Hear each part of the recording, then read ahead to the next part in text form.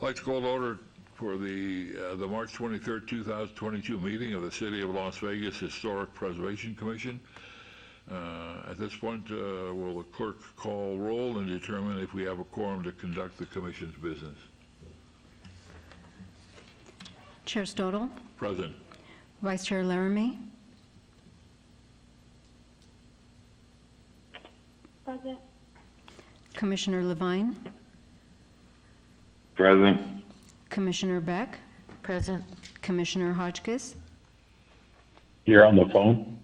Commissioner Serfas. Here. Commissioner Cosgrove. Here.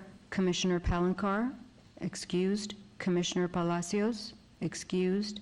Commissioner Long. Excused. Commissioner Moody. Present by phone. Commissioner Seabrandt. Here. Commissioner Gillespie. Present. Thank you. Do we have a quorum? Yes, we do. And for the record, how many members do we have on the telephone? We have 4 members on the phone. Thank you. Agenda item 2 calls for a public record regarding compliance with the state's open meeting law and the public posting of this meeting. Was the meeting properly posted? Yes, it was. Thank you. Agenda item 3 is a public comment period. Comment during this portion of the agenda must be limited to matters on the agenda for action. If you wish to be heard, come forward and give your name for the record. The amount of discussion as well as the amount of time any single speaker is allowed may be limited by the chair. Any public comment in person or on the telephone? Hearing and seeing none, we'll move on to agenda item number 4. Chair's announcement relative to the Historic Preservation Commission. Just 2 quick ones. One, please mark your calendars, circle them again. The Las Vegas Historic Preservation Commission meeting for April will normally on the 4th Wednesday of each month. For April, the HPC will be meeting at noon on Monday, April the 25th.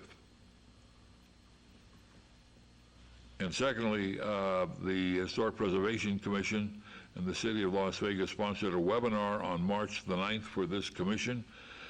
For the commission members who were unable to attend the webinar by the National Alliance of Preservation Commissions on March 9th, the recording of the session is available for another month. And this was really a high-quality, engaging, informative training session, real focused on the challenges and opportunities with specific.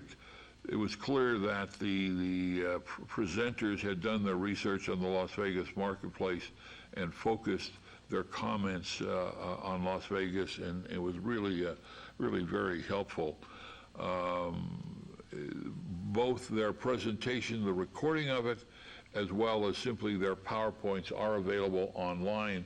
And I'm sure staff, Diane, Dr. Seabrandt, you'll be able to provide any commissioner with that information. Great. There was one sheet that I thought was really interesting. If you can find it, it's in the panels, the commission's, National Commission's web page, and it's 16 things that historic preservation commissioners should and shouldn't do. I strongly encourage you to read that. I'm just going to give you just a couple. One is coming to a meeting unprepared, failing to question experts hired by the applicants, reviewing incomplete applications, and forgetting that the staff is here to help or taking their recommendations lightly. There are 16 of these, just really practical and realistic things that be worthwhile for the commissioners to take a look at.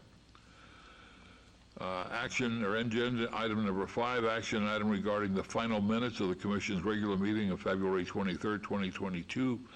Any corrections or comments regarding the minutes? If not, would look for a motion to approve the meeting of February 23rd. So this is Commissioner Cosgrove. I make a motion to accept the minutes from our meeting on February 23rd, 2022 as presented. I'll second it. We have a motion and we have a second. Further discussion by the commission, in person, online, or on the phone? General public? Hearing and seeing none, all those in favor say aye. Aye. Aye. Hotchkiss votes aye on the phone. Those opposed? Motion carries unanimously with those in attendance and on the phone and the chair voting in favor. Let's move on to agenda item 6, 21-0417-HPC1. This is an abeyance item for discussion and possible action regarding the accepting the final revised version of the City of Las Vegas Historic Resource Catalog from the Nevada Preservation Foundation. The purpose and background is on the agenda. The NPF was awarded the contract in November of 2020 to create a survey catalog of historic surveys and reports that were previously conducted or currently in progress within the City of Las Vegas, the limits of the city. For a variety of reasons, including a change in the leadership of MPF and the need for a review by the City of Las Vegas, the State Historic Preservation Office, and this commission, the delivery date of the catalog and the more than 800 ARA, those are the Architectural Resource Assessment forms, the delivery was moved to the first quarter of this year. Both the new catalog, the updated catalog, and the 800 pages are as part of the board packet. This is an action item. Both of them are agendized with the final City of Las Vegas Historic Resource Catalog and number 2 final ARA forms. Comments from the commission, first in public here. Any comments? Any comment from the commission on the telephone?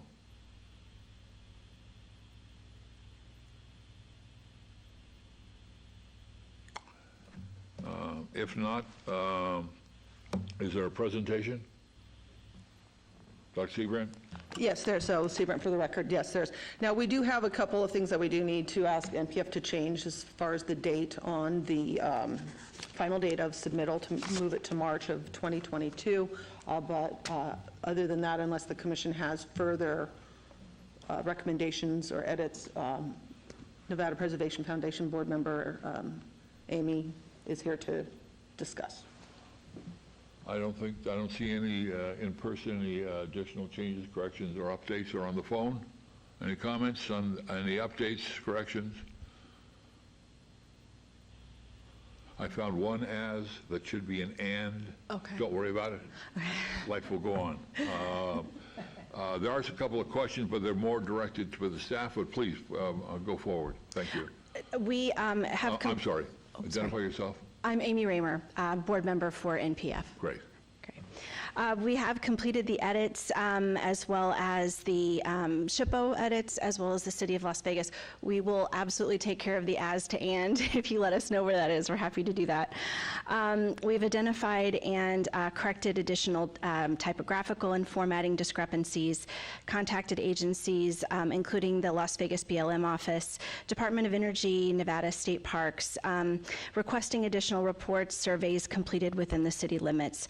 BLM and DOE confirmed that they do not have additional surveys for the area.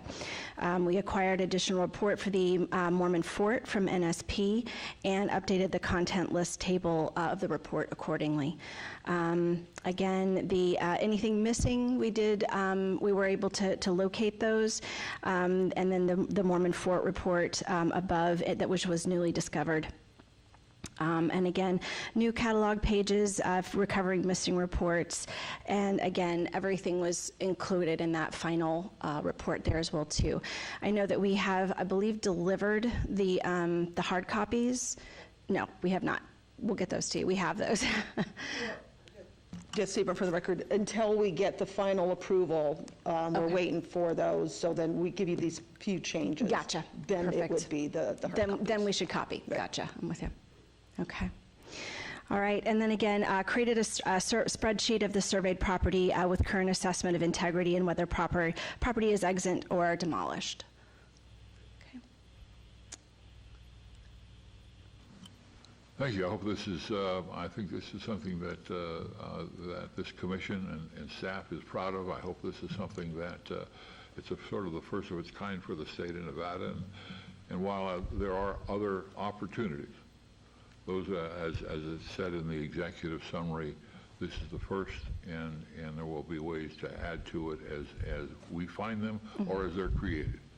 So, any questions from the commission?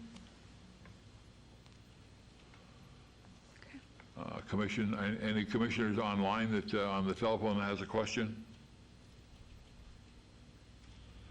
I've got a couple, but they're more or less, I think, maybe just directed for staff. The executive summary in the catalog says this catalog provides the public with a comprehensive document of historic resources, and the catalog presents the first phase of a continuously expanding collection. As new historic reports are created, they will be added to the electronic version of this catalog. Within that, it sounds like to me that, and my question is, where will the public have access to the electronic version of this catalog and any updates? So, Seaborn, for the record, we will work with our communications office to put this online so that there's a link that the public can access. The catalog, or will there be links within the catalog? So that is something we have to talk to the webmasters about. So definitely the catalog will be available, and we'll have to see what we can work in for the links. And then once, if I'm the public, I see that, oh, that's an interesting item, I'd like that, then what do they do? Is there instructions with the? Yes, we would put instructions with that. If and this stands today, if anybody does wish to have a copy of a report that is in our archives, that are public record, they can submit a records request, and the records request will come to me, and then we'll look through our files and send the report to the requester.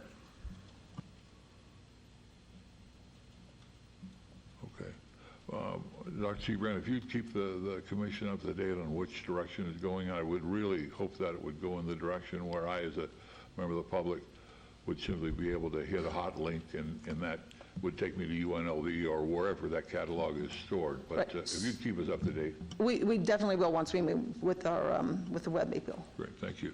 Second question, there's a deliverable under the contract that says the Nevada Preservation Foundation shall make recommendations for eligible historic resources to the National Register of Historic Places.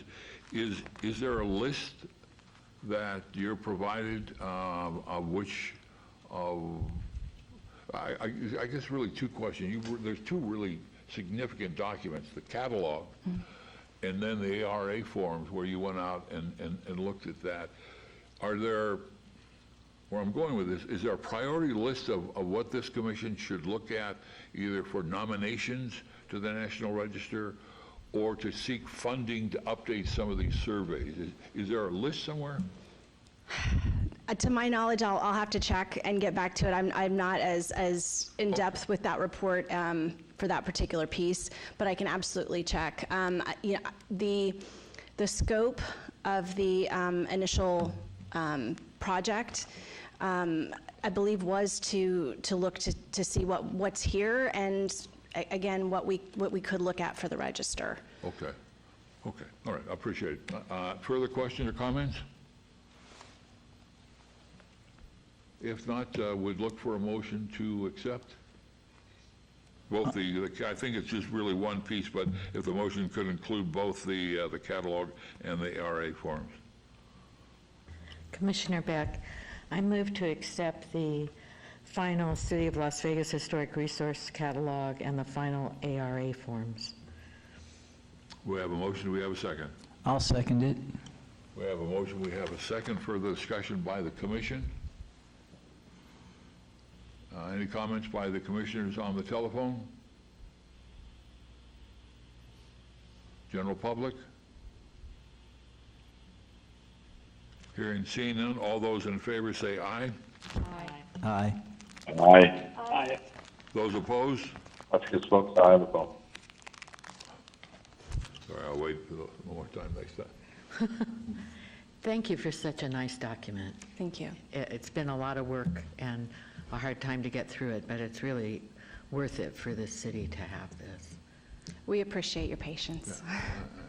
And we all hope all is well with NPF. We're moving forward positively, so we're grateful that you gave us the grace to move forward with this. Thank you for all your work that you've done and will do. Continue to do, yes. Let's move then on to agenda item number 7. Excuse me.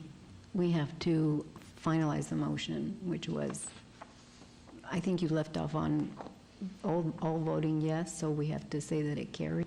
I didn't say all those opposed? All those opposed?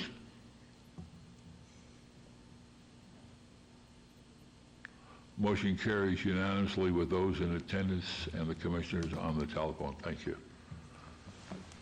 Didn't think there would be anybody opposed, but we'll have to move forward. This is agenda item number 7, 22-0071-HPC1. This was an advance item as well.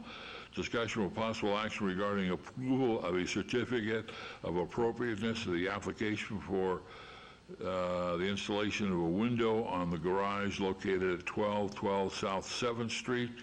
The owner of the property located at that address is located within the John S. Park neighborhood. That property is a contributing element, and they're seeking an application to install a window on the garage located on the north side of the residence.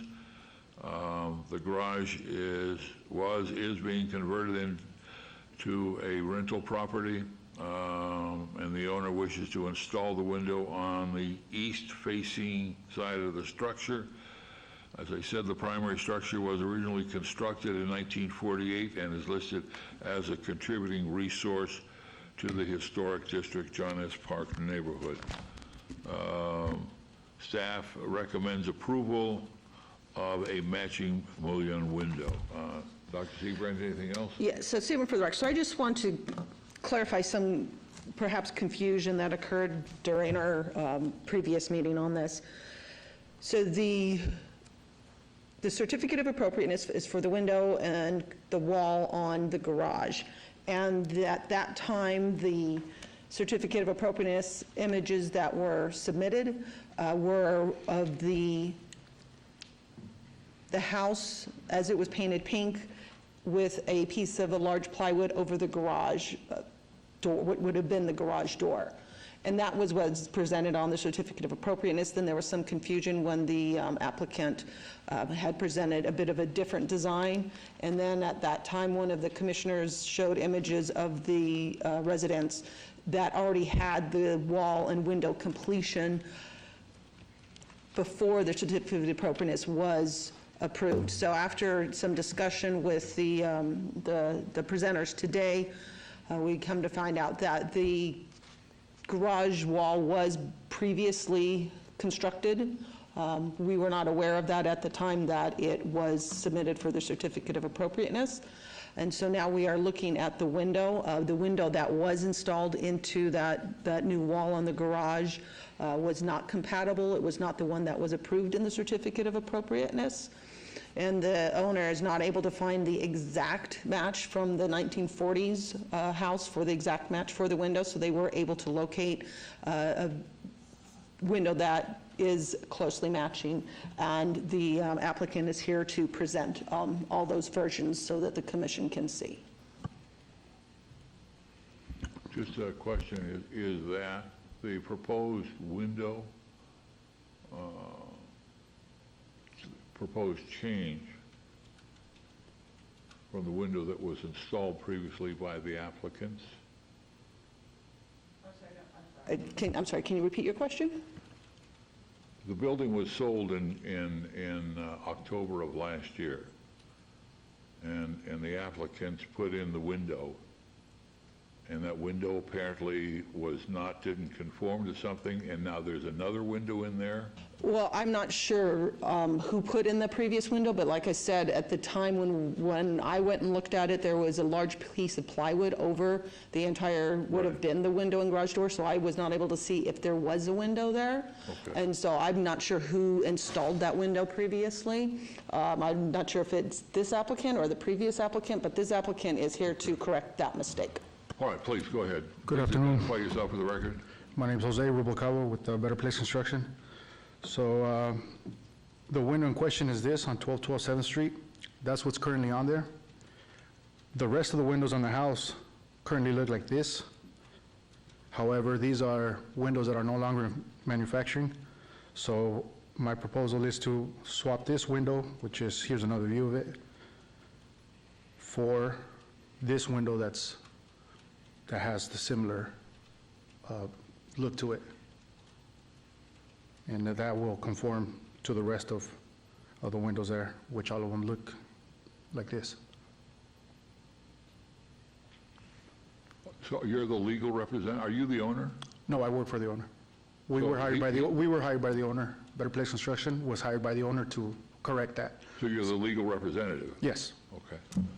Questions from the commission in person? Commissioner Beck, I have a question. So the window, the photo that you're showing us of what you're proposing to replace that with, what's that window made of? It's vinyl. Vinyl, and the glass itself was a low E glass, which conforms to the code specs.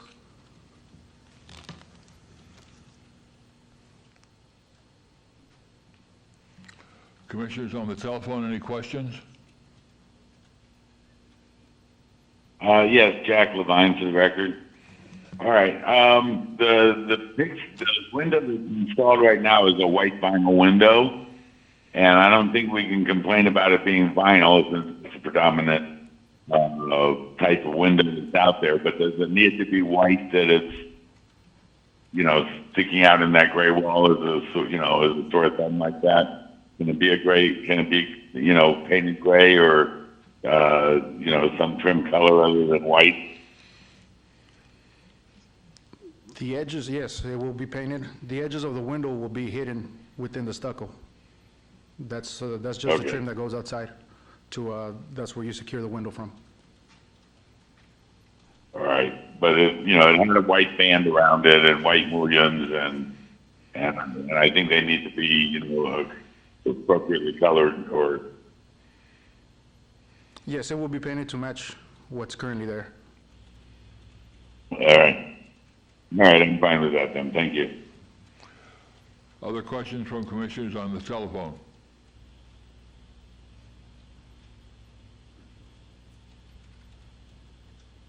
Commissioners here in person, please. Commissioner Beck, I have a question for staff. After this is all done, has this taken anything away from this house's being contributing to the district? No, it should not.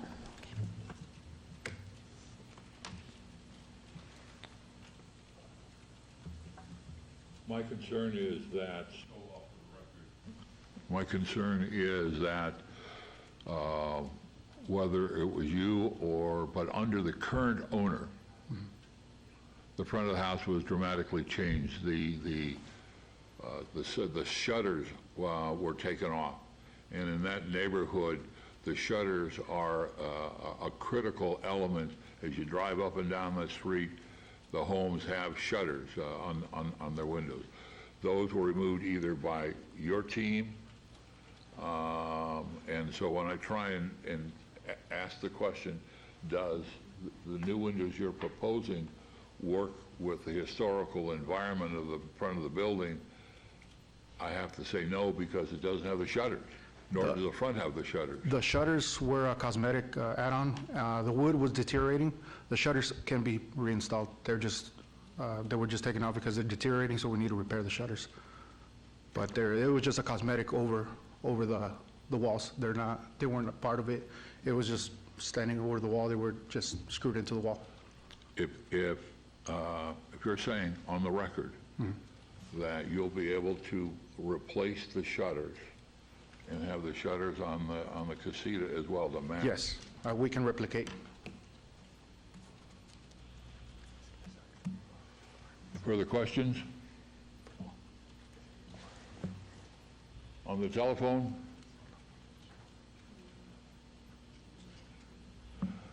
I'd like to make a motion that we accept the proposal to put the shutters back on the front of the window, or shutters that will match the historic aspect of the neighborhood to the front windows as well as the casita windows, and accept the windows as proposed by the construction company.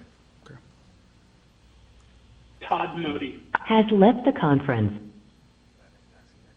I'm sorry, I missed both of those thoughts on the telephone. Sounds like one left and then 1 second. Excuse me, I just heard Commissioner Moody had left the conference. Okay. We have a motion. Do we have a second? This is Commissioner Cosgrove, I second. Further discussion? General public? Yes, Chair. My name is Marcus Fafita. I'm with Better Place Construction also. I just want to clarify on the shutters, will there be additional review required for the proposed shutters, or we're just needing to match surrounding areas, and as long as it's similar? I don't know if this is legal, but I think we are accepting your word that you will take a look at what's in the neighborhood and match those shutters. Okay, that works. Awesome. And if not, we'll give you the evil eyes. All right. We have a motion. We have a second. Further discussion? General public? On phone? Commission? Hearing none. All those in favor say aye. Aye. Hotchkiss votes aye on the phone. Those opposed?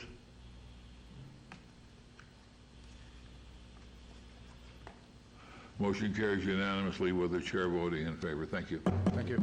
Commissioner Laramie and Levine, is that a yes?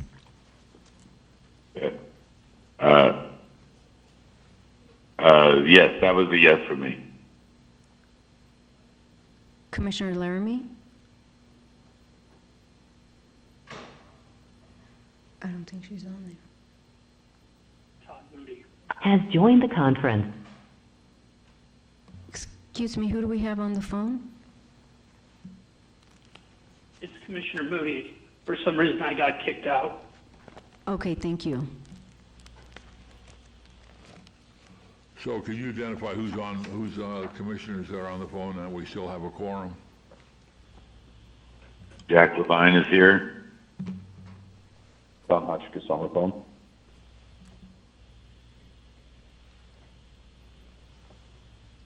And Commissioner Moody? Yes. Commissioner Laramie?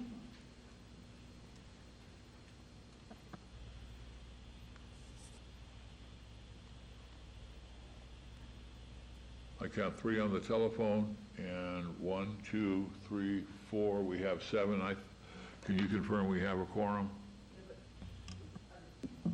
Superintendent, for the record, keep in mind that Commissioner Gillespie and myself can't vote. Right. So 1, 2, 3, 4, and then 3 on the phone should be 7. That should do it, Phil, right? Okay. Is Commissioner Laramie muted? Commissioner Laramie, do you have your phone muted? We can't hear you.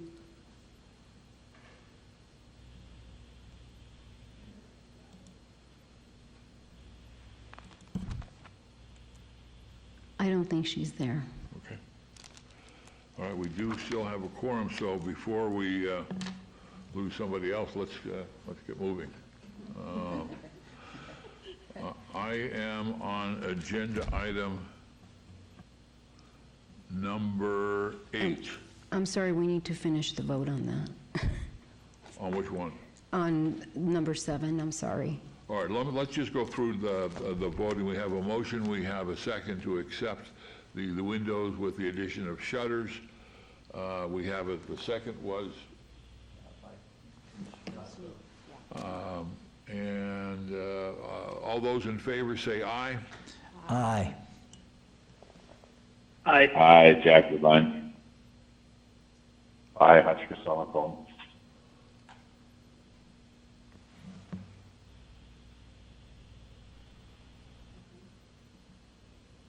Those opposed?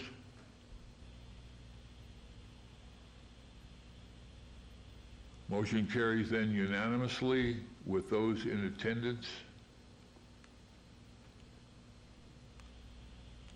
and voting.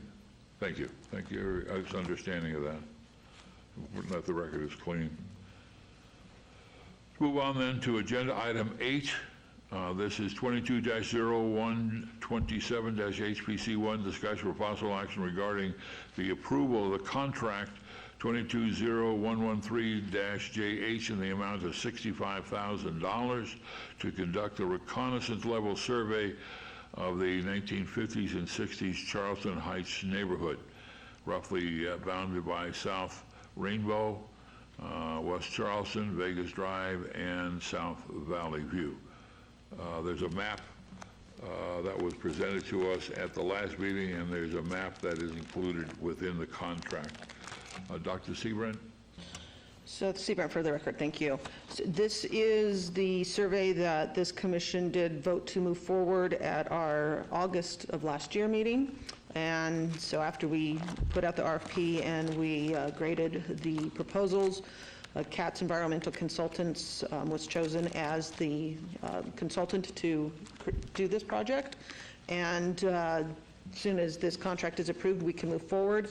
In the timeline, in the contract, we are actually able to move forward a little bit ahead of schedule, which is actually quite rare to do. So it shows a start date of May 2nd, but we're going to have our meeting on April 11th instead. So we will get a jump start rarely on this project. April 11th? Correct. Any questions on the document? Your mic, please.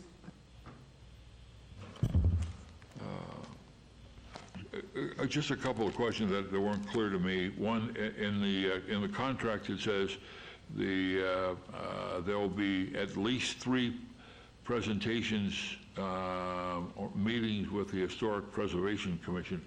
What will be the purpose of that in regards to this document, of those 3 meetings? 3, or it says at least 3 meetings? That statement for the record. So that is for the commission to review the document that they submit and provide their feedback and reviews and comments. So similar to what we did with the HPC, we'll review it, and if there's any questions or concerns, we'll bring them up at those 3 meetings? Correct, yes. Okay. Did notice in comparing the 2 maps, they are slightly different.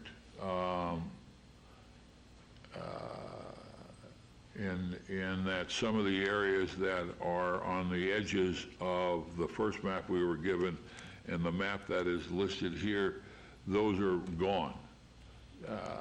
How is this map updated? It wasn't. It was taken directly from the what was shown to the commission. It may just be a printing issue.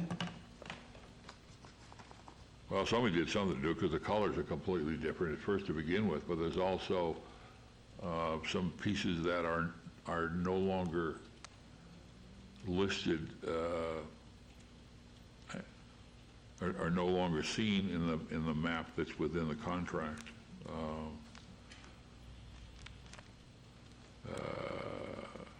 So the one that we were given is this green one, and then there's this one. So somebody did something to it, including eliminating some of the edges around that. I was wondering who would do that. Okay. Chairman Stoddall, this is the same map. It may be a printing issue, it may be a border issue, but we'll ensure that the proper map is used during the survey.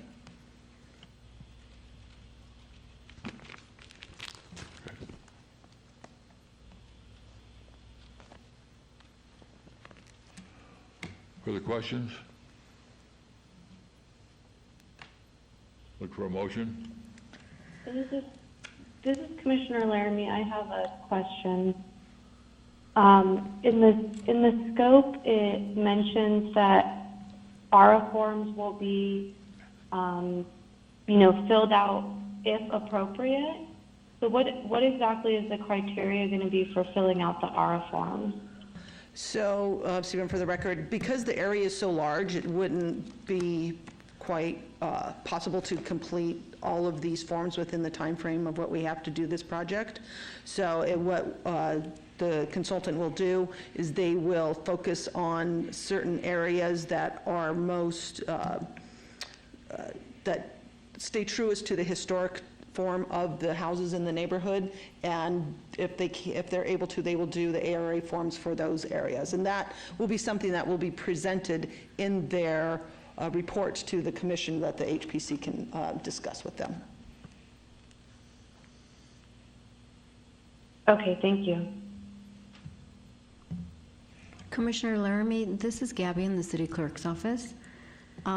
We couldn't hear you for the last part of number 7, so we thought that you had gotten cut off. Were you with us the whole time?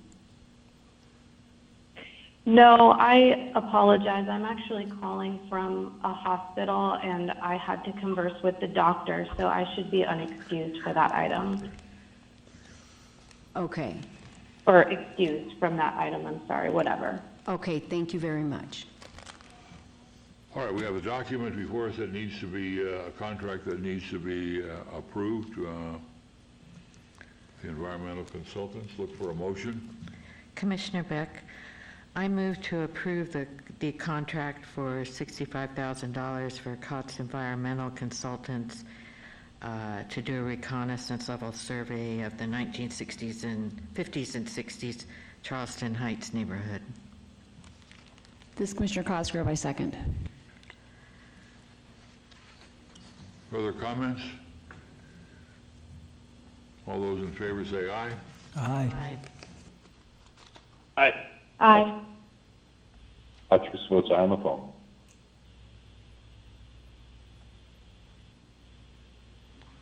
Those opposed? Motion carries unanimously with the chair voting in favor of those in attendance.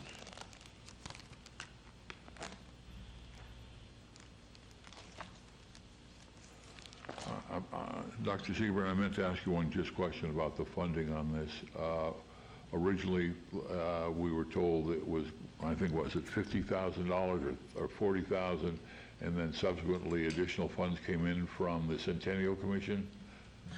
That is correct. So we always ask for $50,000 from SHPO. So this is combined funding from SHPO and the Centennial Commission. And SHPO gave us $30,000 rather than our $50,000 ask. Okay. And we did get the 50 from Centennial Commission. However, after being in several discussions with SHPO, they felt that we needed to go with the overall funding of $65,000. But we do still have that extra money in the contract that if it is needed for additional costs. I don't mean it to sound as draconian as I'm going to ask, but does SHPO, will they have some review or say over the final product? Yes, of course, because yes, of course. So this is, because it is a SHPO grant, they will also be giving their review. So the way that I normally do it is send it to SHPO, put it on this agenda, and then by the time the SHPO requires their 30 days to do the review, and by the time it gets to this commission, we should have both reviews from SHPO and HPC back to the consultant to make the changes. Thank you. Further questions of the commission? Hearing none, let's move on then. I think I'm at 10. Well, I don't know why I skipped over 9. Is there something in 9 I don't like? No, actually, this is number 9, 22-0128-HPC1, report by the Department of Planning regarding Historic Preservation Month, and that, of course, is in May. Dr. Seabrand? Seabrand for the record, so thank you. So, right, so Historic Preservation Month, every May we celebrate this, and we have the HPC submit nominations for bricks and mortars projects, for preservation educational awards, for advocacy awards, and career achievement awards. So these forms are available as part of the backup of this material, or we can also send these to you if you need them. we need them by April 1st. We did mention this at our last meeting to give everybody a bit of a heads up. So I did receive a nomination already, which is great. So thank you for that. If we could please receive more. And please remember that you need to include the name, the organization of, if you're nominating an organization, or the title of the person if you're nominating an individual. The address of the building if it's applicable. And then a description of why it is worthy of a nomination. And it's critical that you include this, because this is what we put on the certificate or the award that says, I believe that Mrs. X is worthy of the Career Achievement Award because of her contributions into whatever it may be. So please make sure you include that narrative. Again, that needs to be back to Teresa and I by April 1st. Then we will have compiled the nominations, and we'll vote on it, all the nominations at our April meeting. Remember, our meeting's changed to April 25th.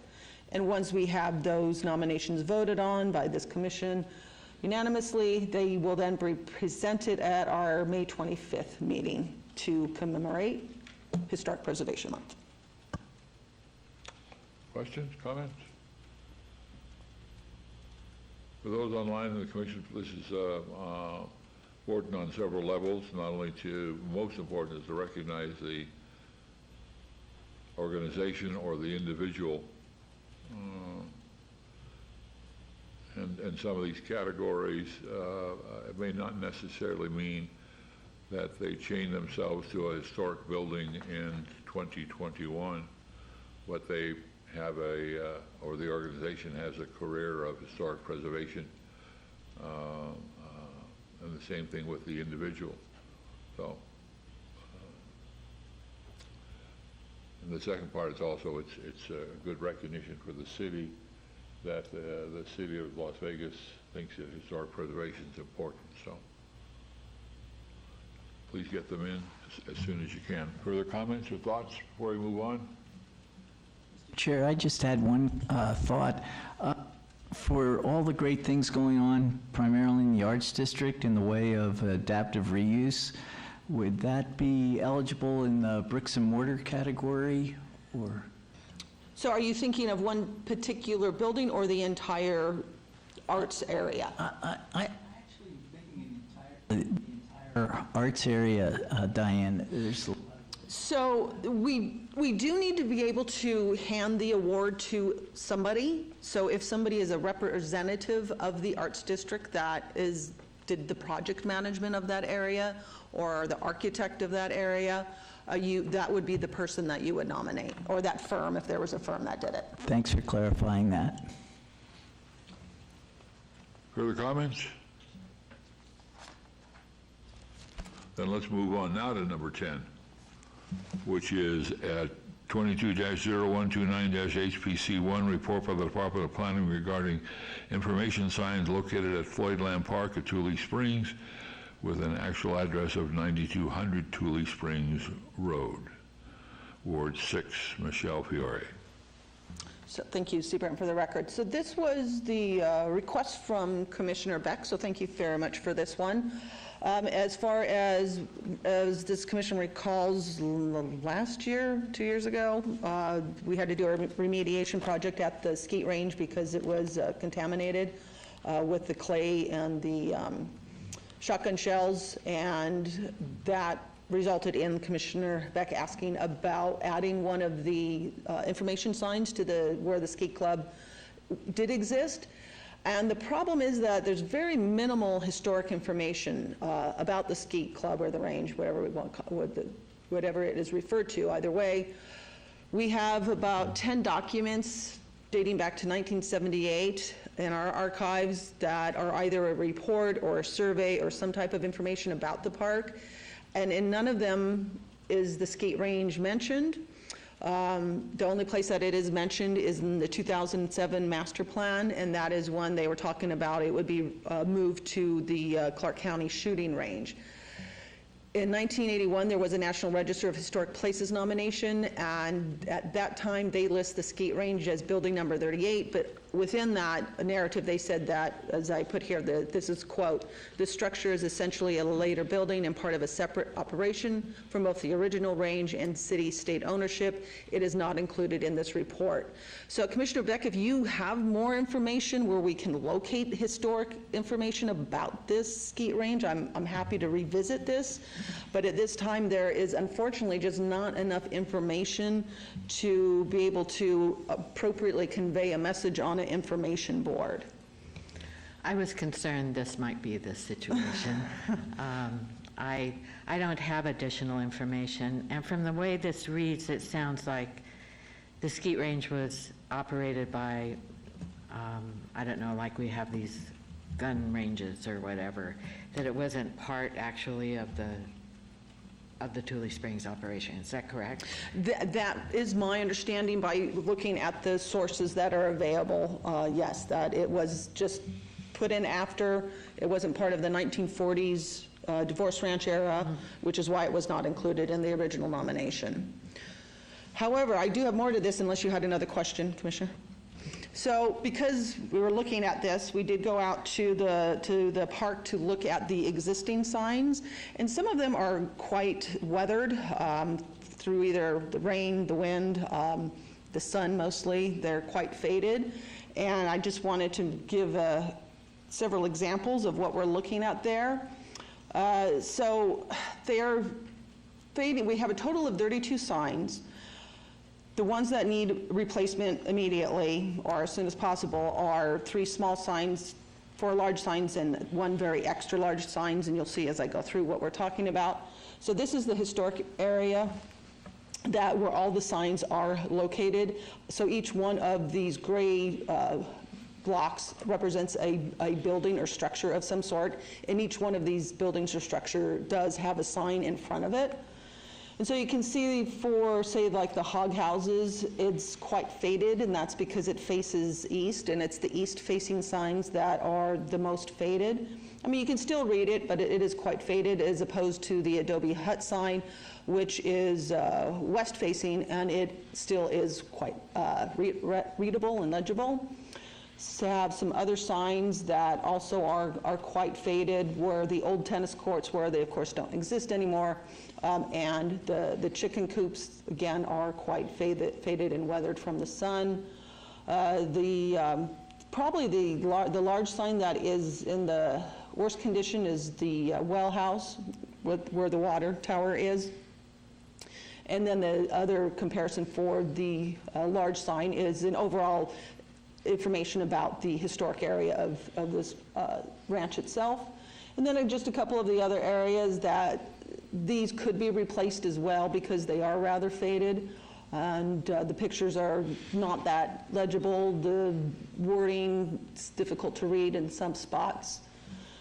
The very large signs that give overview of not just the historic area of the park, but as far as the flora and fauna in the area and the lakes and the bit of the history of the park is what we call an extra large sign. And again, the one that is in the main parking lot is the most faded, and the second one is over by the gazebo in the middle of the park is in a little bit better condition.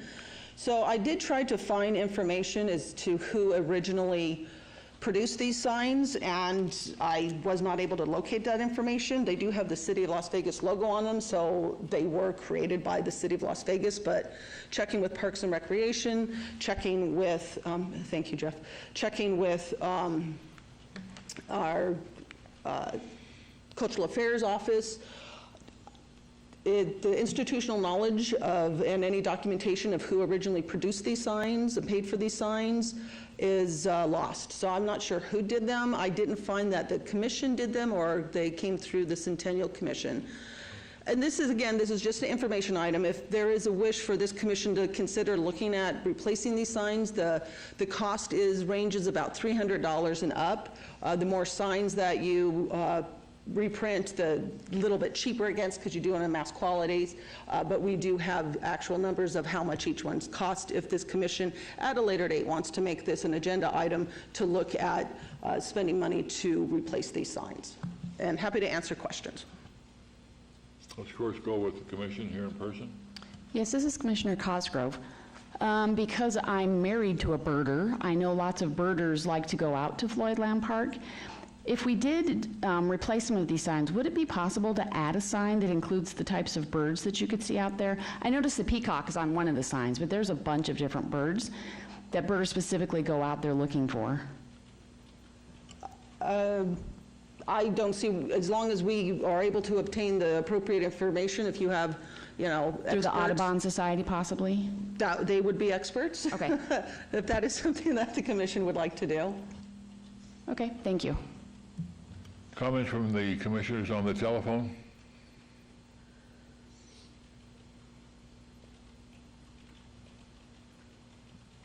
Couple, 3 or 4 thoughts. One, I believe these occurred when Courtney Mooney, Excuse me, I need your mic on. I keep pressing it on her, when Courtney Mooney was the HPO, so she may know who created the signs. Secondly, these are signs that reflect the historic environment,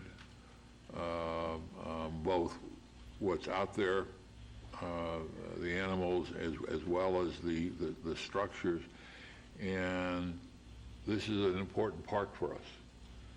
So I would hope that you're able to come forward with a presentation to fund the cost of what it would fund to upgrade these, but not just repaint. I think we need to look at the language and see if there's anything, because a lot of changes have been going on out there, but to see if the language can be updated. Now, they're not that old that there is any untoward words that are in there, but I think we should make sure that we make sure the language is proper and the facts are proper. And then if there are additional signs from environmental or historical, that should be, we just did something with the barn that's out there. I don't know if the barn has a sign. The hay barn? Yes, it does. Okay.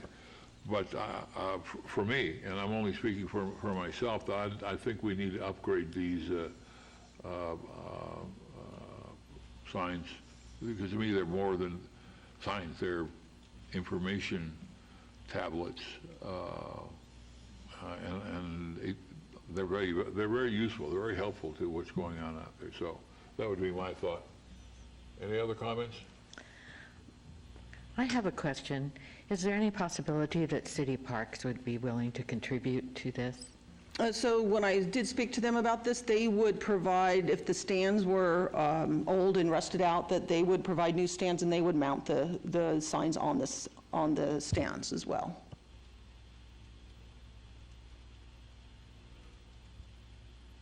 And I would also think that, still off for the record, that once, how many signs are there? 32. 32 times 300?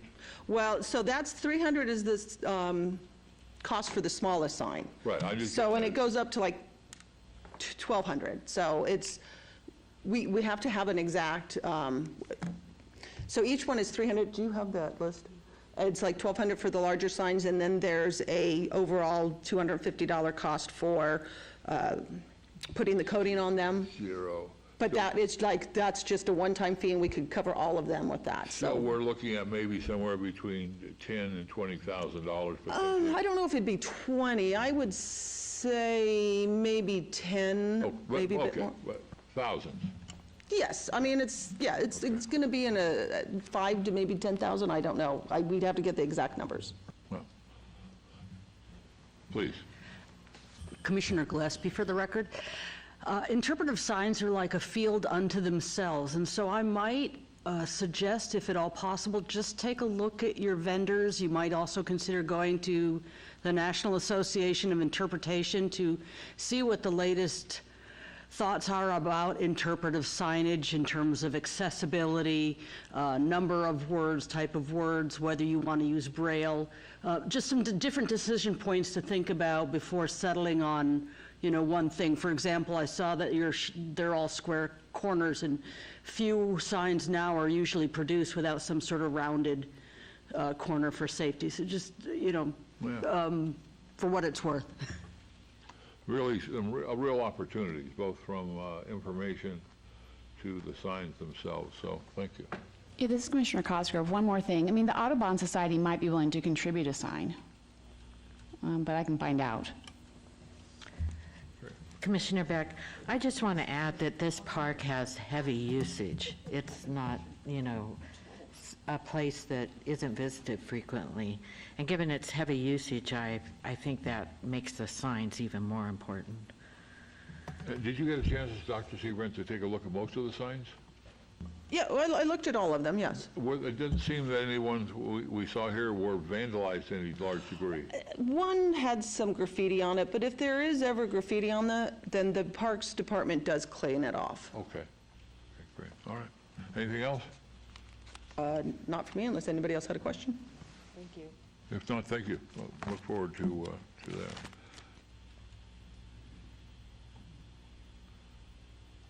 We are on item number 11, 22-013-HPC1, report by the Department of Planning regarding an update on the Strategic Neighborhood Outreach Program.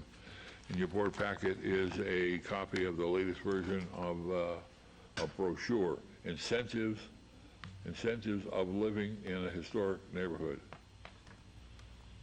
Incentives. Is that correct? Incentives of?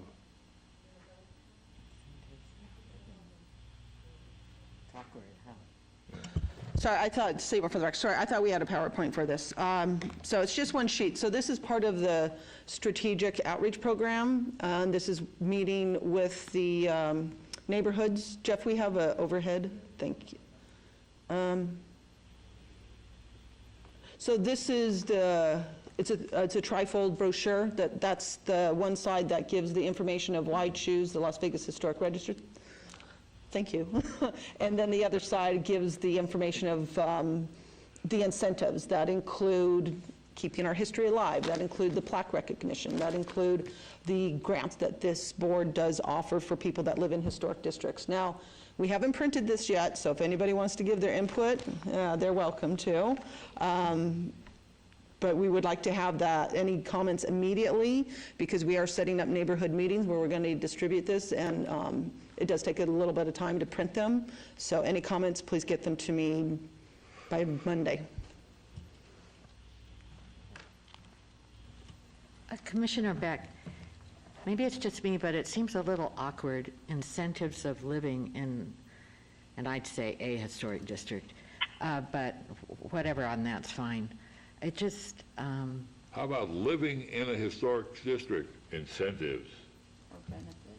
Or benefits. Incentives of living.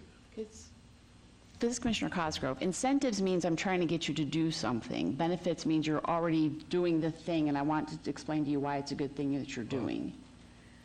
So which are we doing? Are we trying to get people to move into a historic district, and so there would be incentives as to move into it? Or are we trying to talk to the people who already live there and say there's a benefit from living there? Well, both. Okay.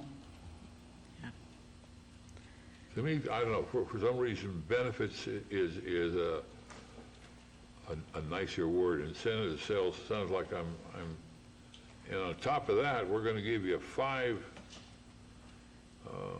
but anyway. Well, it's like you don't want to do it, and I'm trying to convince you to do it. And that's, I don't Well, think a lot that's of the people right- don't want to be in a historic district, unfortunately. And I mean, well, I take a lot of phone calls of people that aren't happy about living in a historic district. So this is to say, this is why you should be happy to live in a historic district. But if this commission wants to, if you want to change the language, we're happy to look at that. Well, I think I would move with the benefits that, that's just me. So I don't speak for I don't think this is really an information item rather than an action item. So we can give you the input and then. I agree. This I is prefer Commissioner benefits to Laramie. incentives. Commissioner Surface, I echo my fellow colleagues. I think benefits is a more positive way of dealing with the message. Commissioner Laramie? Yeah, is this brochure specific for historic districts? Because it seems like it also, could be extended to just individual property owners as well. So I'm wondering if maybe it should be like benefits of historic preservation or, historic listings, unless the intention is for this to be, specifically distributed in historic districts. So Super, for the record, it's for both reasons. It's to remind people that live in historic districts of what it means to live in a historic district and what they do get from that. But it's also for places that are not yet historic districts to say, hey, become a historic district, this is what you get. I mean, we can certainly make two brochures that address them differently. Okay. It's not, I don't necessarily think we need two different brochures. I just wasn't clear, like with the National Register of Historic Places, while I know that we do have some national register of historic districts, like if we were also thinking that just an individual building, such as the Huntridge Theater or even Reed Whipple, if this would be like the literature for those property owners too. But if we're primarily using this literature for residential neighborhoods, then I think the verbiage of historic districts is fine. Well, Stephen, for the record, in the first paragraph, second paragraph, the first fold, it does mention the individual buildings, such as the Huntridge Theater, the West Side School, and the La Concha Motel lobby. So it is intended not just for districts, but for individual buildings as well. It's intended to say, this is why you should live in a historic district, or this is why you should become a historic district, try and encompass all of those rationales in one brochure.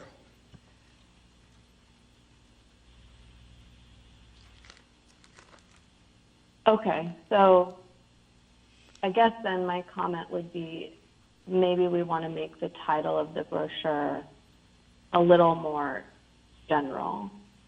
Because the way I was reading it was that this would be for residential historic districts. Or not necessarily residential, but for historic districts. And so maybe we want to choose more general language that opens it up to individual listings as well. I'll leave that up to you and if other commissioners want to comment. That's just my comment. Thank you. Other comments? Commissioner Yes. Beck. Hey, Jack Levine for the record. Hello, everybody. Hi, Jack. All right. The same house is used in two different pictures, one on each side. The yellow door, I think that's yellow. If it's green, let me know. I'm wondering if we can't find another house that's more of like a cottage style, since we're using a clearly mid-century modern on page 2 on the bottom right corner. If we couldn't find like a cottage style from like Hunt Ridge or from John S. Park, and I don't know that the picture that's being used right now tells much of a story of being an historic house. I think we could find better pictures for it, please. All right, Jack, I don't know how much more time we have on the, to produce or upgrade this, but Jack, if you know those neighborhoods and those houses well, if there's a specific house that you think would reflect, I think it would help staff rather than having them drive through the neighborhood. But if you could point one out that you think, because I agree with you, I'm not sure what I'm really seeing with the vertical poles, and looks like there's, but anyway, so Jack, if you've got one, please let Diane know. All right, I'll work on that and get those to you, Diane. Great. Okay? Great, thanks, Jack. you. Further comments on the telephone? Here? Commissioner Beck, given the title, Living in a Historic District, you know, I think that's very appropriate because that's where we meet most of our issues are in those historic districts. We can't say, if we're using living in a historic district, we really aren't talking about the Huntridge Theater or individual properties. And for me, that's okay, because we do want to create more of these districts and have people be pleased to be able to live in them. How about we change it to benefits of listing on the historic register?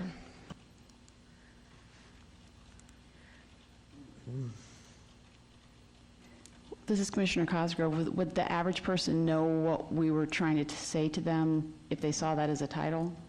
Well, these are intended to go along with our neighborhood meetings, so it would be explained to them.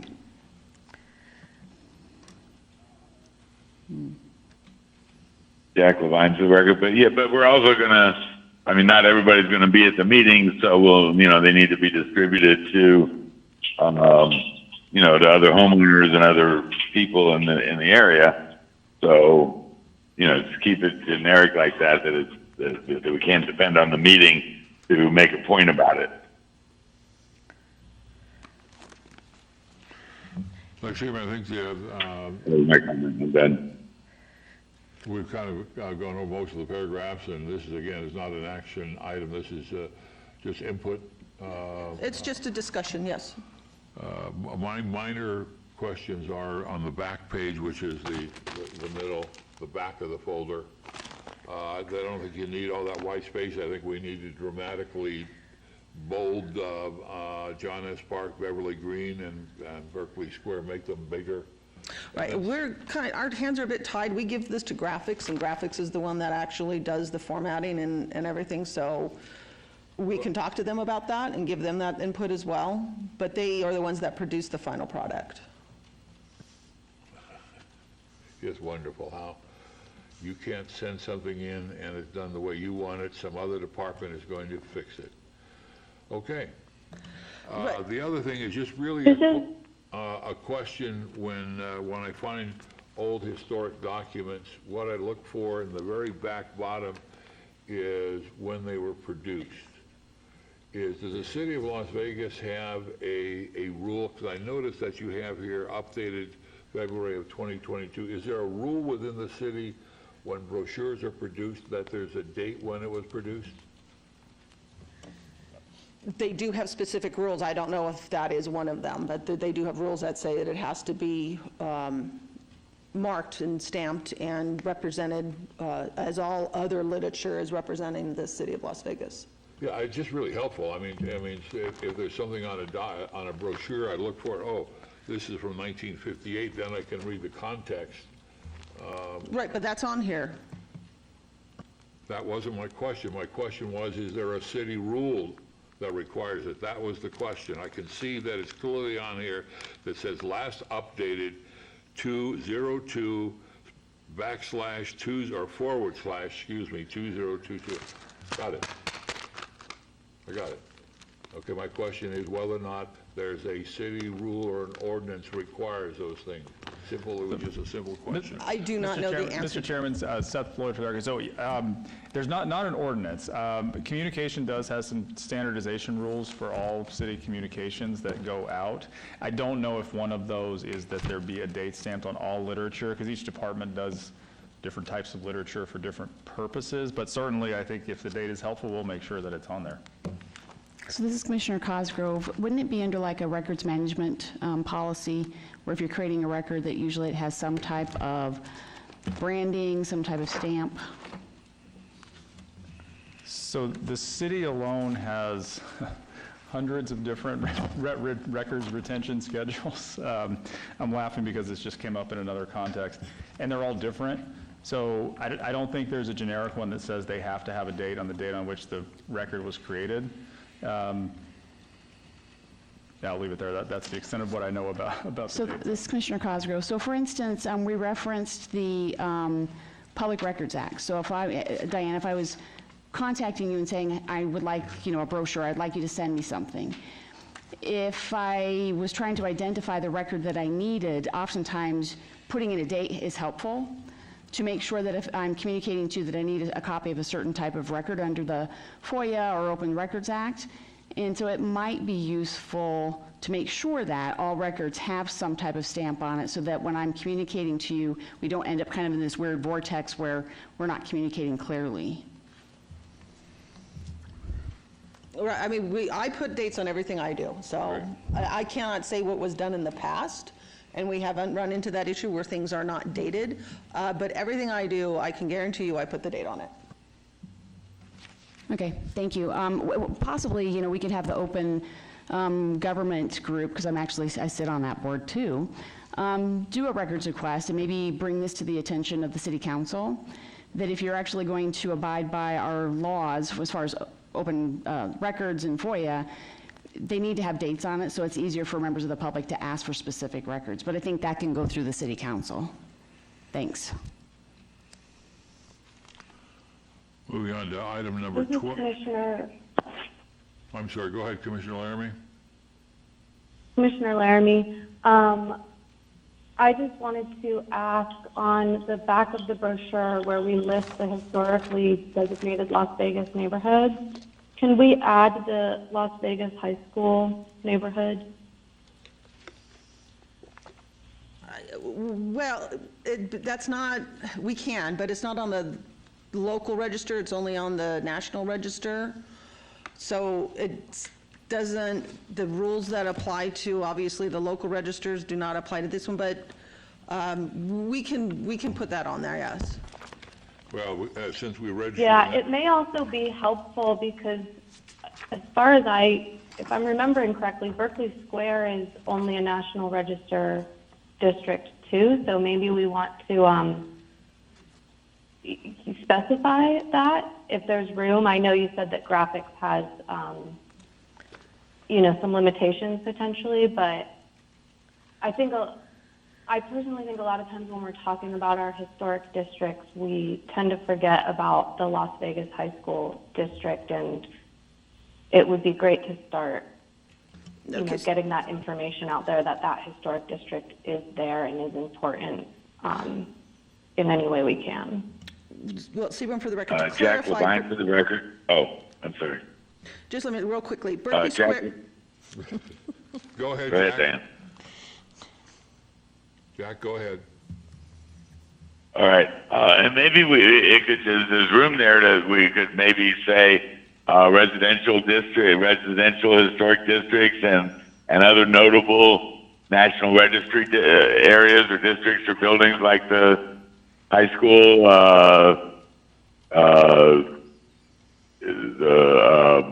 the Moulin Rouge side. I mean, there's any number of places we could list some examples of things that already are on that people might recognize.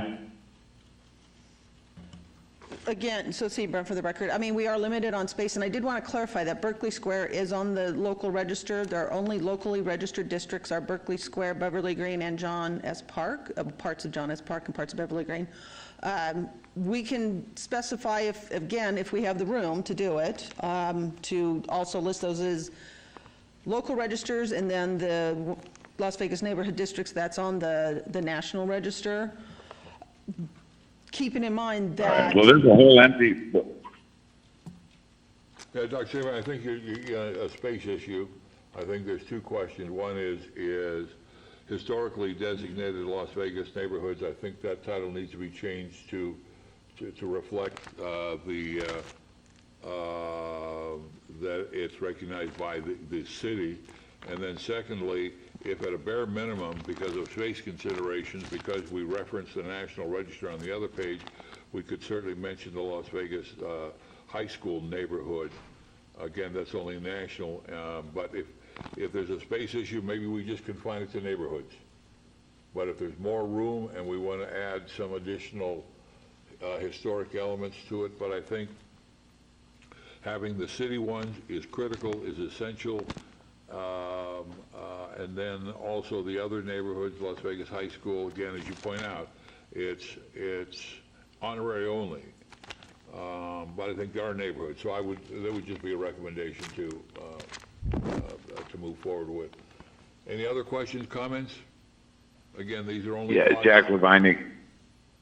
Jack Levine again. It seems that on page, the front page, the middle column, I mean, we got all that white space, that could be a whole list of types of properties that are recognized already, whether national or city. Again, we have to, I think we're trying to make this brochure be everything to everybody. And I think that's one of the challenges, Dr. Seabrant, you face. This should have sort of, I think, as Commissioner Laramie was talking about, maybe there are some specific silos, and we need more than one brochure. A brochure that lists all the important historic sites and neighborhoods, registered nationally, state, and local. Maybe that's a whole nother one. Maybe one just for the residential area. But unless there's further comment, I think you have multi-pages full of thoughts from this commission about the brochure. Okay. It's just Commissioner Surface. I echo what Bob has been saying, and I can really appreciate from my planning background what you're trying to do. And some of this, really is to engage folks, to participate and want to participate in it. So I think if we get into too much detail and it looks like, and this isn't anything critical, like a city bureaucratic form, you turn people off. You want to get them excited, and that might take a couple of different shots, something, to get them to participate in the meeting and then follow up with something more detailed, like these cool photos that Jack was mentioning and some of the other things that are going on, like examples of where preservation has worked in the city. Commissioner Beck, I just wanted to mention that I thought the content on the page we aren't really talking about so much is very good and gives people a broader understanding of what's going on. While we've been hung up on titles and other things, which I'm included in that group, I do want to recognize that this is something people could look at and get an idea of what the opportunities are. Thank you all. Let's move on then to the next item, which is agenda item 12, 22-0131-HPC C1, report by the Department of Planning regarding the Historic Preservation Commission's budget. Dr. Seabrant, if you'd walk us through this. Seabrant for the record. So this is the Commission's budget, and it is available as a backup in the packet today. And shows you where we are as far as what we have spent for the, I'm not going to go through each one of them. If anybody has a question, I'm happy to answer it. For the SHPO, the National Preservation Foundation Survey Catalog, we will be asking for a reimbursement from SHPO on that one this week, so that one should go back to us. And the on the $1,500 for the most recent design review training, we're just in the process of paying that, so that will go into our expenditures. And then at the last City Council meeting, the Council did approve the grant request of $75,000, so that went into our bank. And so right now, once we do get that reimbursement from SHPO, we'll have $92,955.57.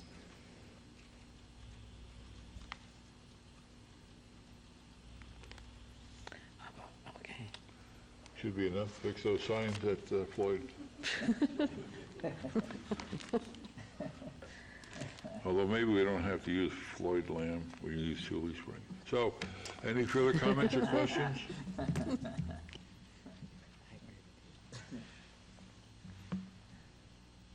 Okay, thank you. Only two people got that joke.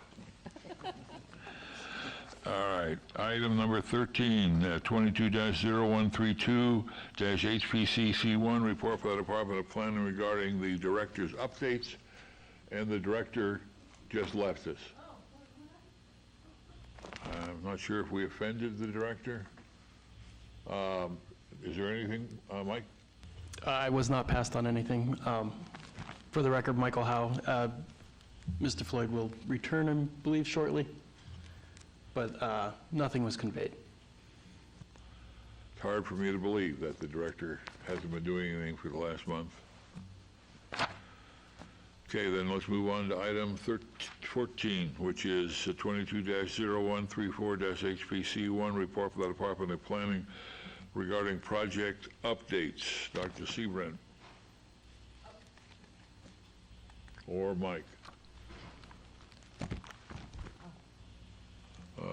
We should return then to item number 13. Excuse me. Was it 13? Yeah.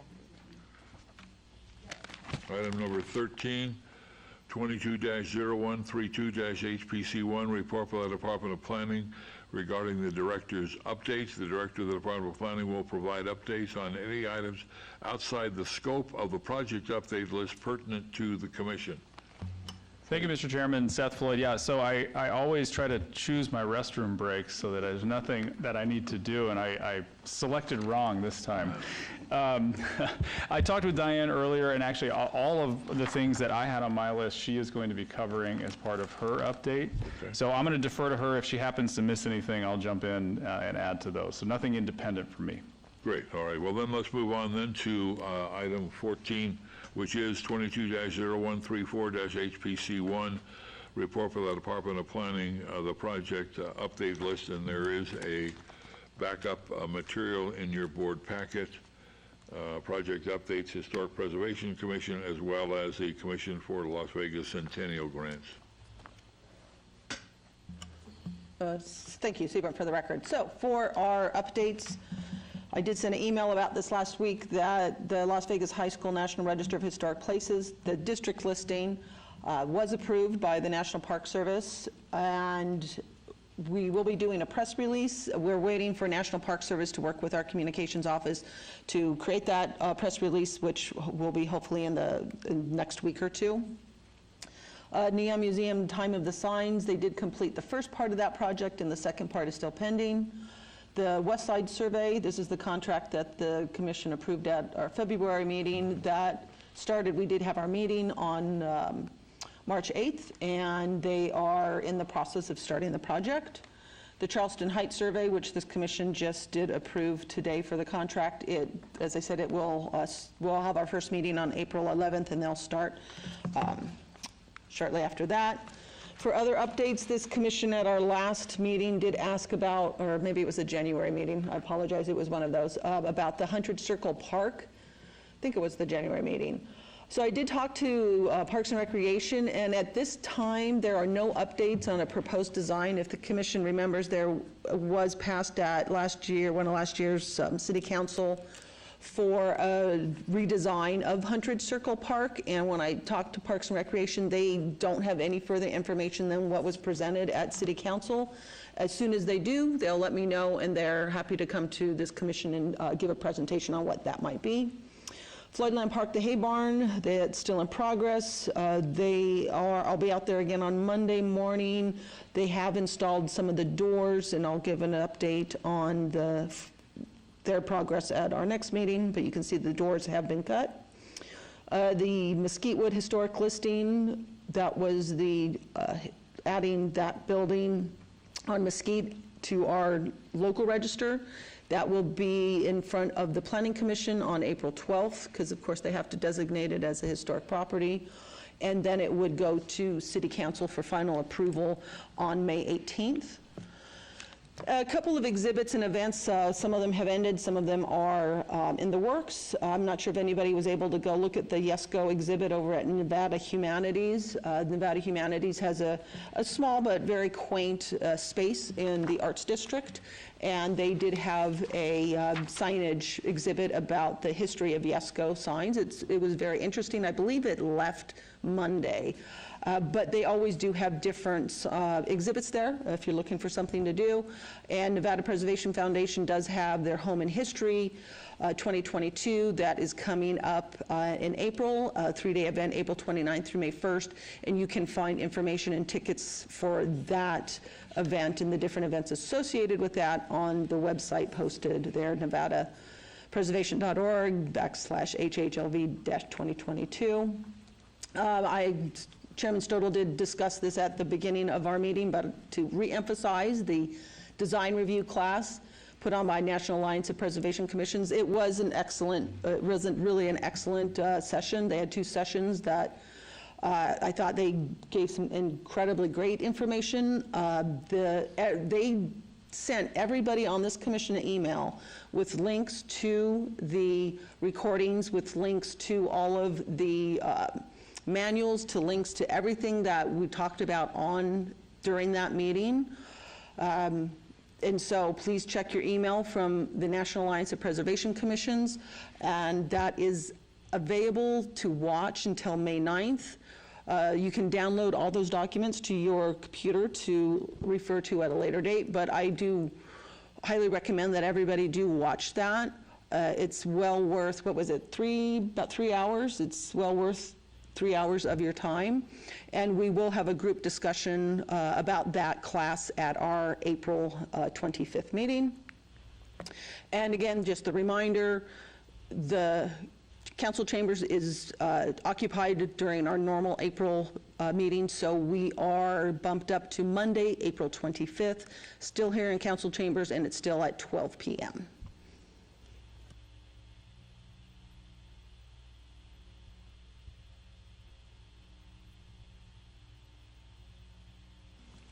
On the Circle Park, I believe that Mr. Tapper from the Huntridge has an agreement with the city that he's involved in that. To what degree, to come up with a design or a plan? But the context of my question is this, that RTC and the county and the city have been working on a transportation plan along Maryland Parkway for a good period of time, from McCarran down to the Bonneville, from light rail to buses, and I think at this point they're on buses. But who knows where that's going to go. Well, my question is, how can the HPC be involved before we are simply presented with, here's a done deal. Here's a done deal what's going to happen with Circle Park. Because it's a circle, we need to level it, or we're going to turn the Huntridge into a RTC Central because it's Charleston. And there's a lot of historic sites along Maryland Parkway. How do we stay involved with that process, but specifically related to historic structures, whether or not they're on the register like the Huntridge, or they are 50, 60, or 100 years old? Is there some way that we can be alerted that meetings are coming up? Well, SHPO, sorry, Seaburn, for the record, so they do require the 106 review when they're doing that Maryland Parkway project, and SHPO is sent that information, and so NDOT does work with SHPO on those 106 reviews. Those are open to the public. Anybody can comment on those. If you look at, I believe it's on the website for Maryland Parkway. Is that what it's listed as, Mike? And also for the record, it's that the Maryland Parkway BRT design doesn't, I don't want to say doesn't have an impact, but it's really roadway profile changes. So it's not going to alter the current Maryland Parkway alignment. It's buses within the right-of-way. But as Diane mentioned, within that whole scope, the EIS, it does go through a 106 review for effect on adjacent historic properties. Right, except I think you know, the staff knows better than I do, that there are lots of moving parts. And tomorrow it could revert back to a light rail. And then all of a sudden it's now down the middle rather than on the right-hand lane. So there, I guess, and I buried in that question, and I apologize for this, and we'll move on. Many HPCs around the country are made aware of 106s and have a role in that. This board is not, and is there a reason why? Maybe that's more for the director rather than putting you on the spot all the time. Yeah, so, Mr. Chairman, I do have a few thoughts on that. So, I mean, first, the scope of the HPC's involvement is limited to or defined by, I should say, Title 19, the section on the historic preservation overlay. But beyond that, one of the things that you're already doing, which I think it will take some time, but will get you to kind of, I think, where you want to be on this, is the reason why we're doing Charleston Heights and why the catalog is so important is because one of the goals of the master plan that was just adopted last July was to get more properties identified on the local register. And with more properties identified, and we could certainly target areas, like if for example, you knew that there were some properties along Maryland Parkway that may be affected by this transit line, we could do a study of that area to identify the resources. And at first it could just be a windshield study essentially from Diane and her team. And once we have those resources identified, and if they're on the local register, that puts you in the process. Because that's kind of how our code is set up, and that's where you're situated within that review process. So I think we are heading down the right path to get you more involved in more projects, because having more properties on the registry or register will get you more involved in more projects and earlier in that process. Thank you. And I do appreciate the difference between what's the powers of this board specifically are defined. On the other hand, there is a broad mandate for historic preservation and education that this board also has that. So while I can find a whole bunch of things to hang on to that Christmas tree that we should be informed about and that we should have a say in, there are certain things that we don't vote on.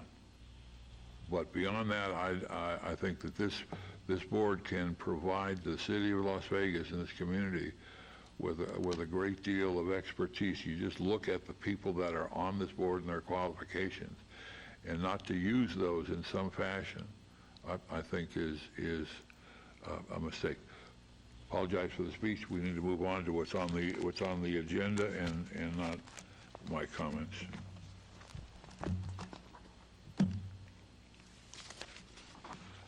I think we're on 15.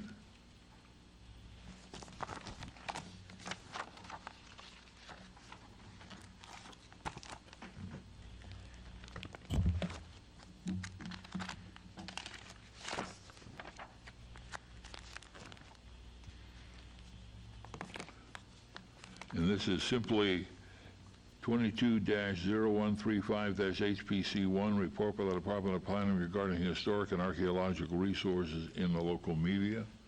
That's what the agenda item says. Is there anything, Dr. Seabrand, you want to point out?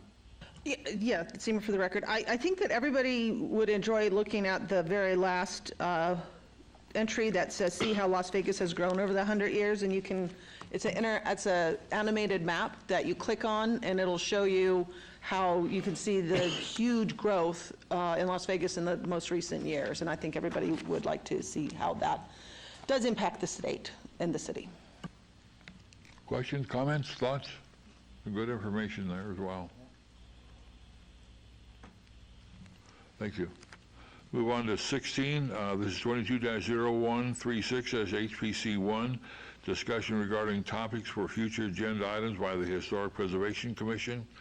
Comments made during this portion of the agenda by individual commission members shall refer solely to proposals for future agenda items, and any discussion shall be limited to whether or not any such proposed items are within the purview of this commission, and whether or not the proposed item shall be placed on the future agenda. No discussion regarding the substance of any such proposed topic shall occur, and no action shall be taken regarding the proposed agenda item. Is there anything that anybody would like to put on the coming agenda? This is Commissioner Cosgrove. Yes. Is it possible, Diane, to do a short just explanation of how somebody would do a records request if they wanted one of our reports? We actually did have that presentation from the clerk's office, I think it was last year, that gave all that information, but I'm happy to send that to you. Yeah, and it doesn't need to be, I mean, is that explanation, though, somewhere where somebody can easily go onto the website and find it? Yeah, it's on the website of how to do a records request. Okay. Yes. Other comments? On the telephone, any commissioner would like to see something on the next agenda or future agenda?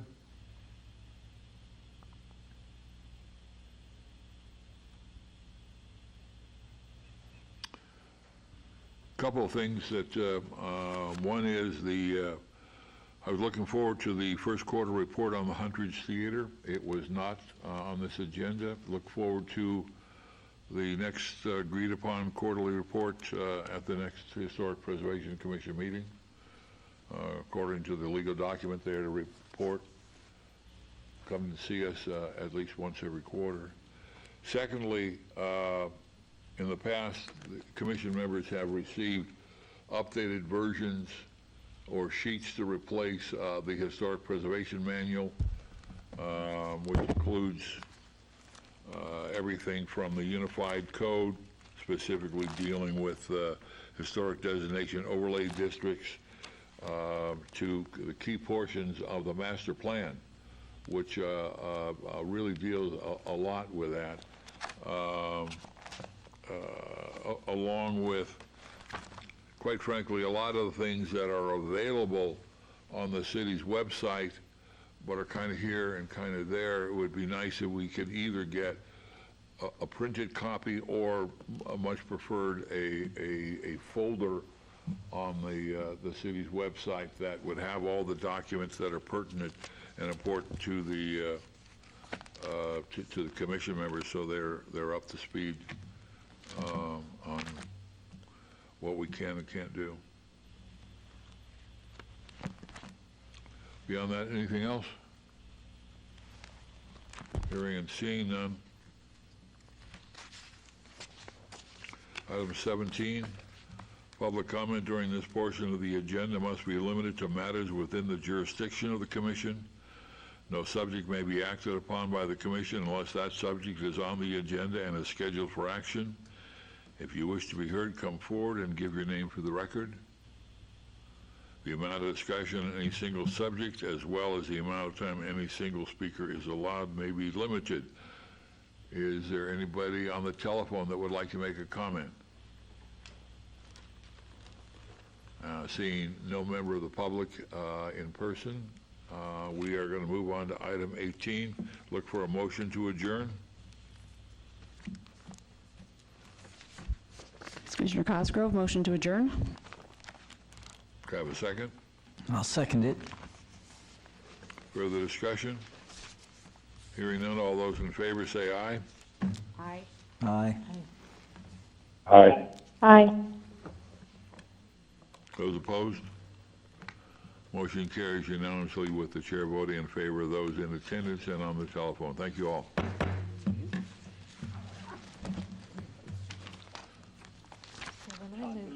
Has left the conference.